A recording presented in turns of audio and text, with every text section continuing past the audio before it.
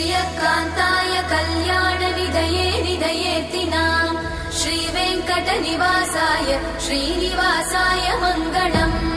लक्ष्मी सविभ्रमालोकसुभ्रूविभ्रमचक्षुषे चक्षुषे सर्वलोकानां वेङ्कटेशाय मङ्गलम् श्रीवेङ्कटाद्रिशृङ्गाग्रमङ्गलाभरणाङ्गये मङ्गलानां निवासाय श्रीनिवासाय मङ्गलम् सर्वावयव सौन्दर्य सम्पदा सर्वचेतसां सदा सम्मोहनायास्तु वेङ्कटेशाय मङ्गलम् नित्याय निरवध्याय सत्यानन्दचिदात्मने सर्वान्तरात्मने श्रीमद् वेङ्कटेशाय मङ्गलम्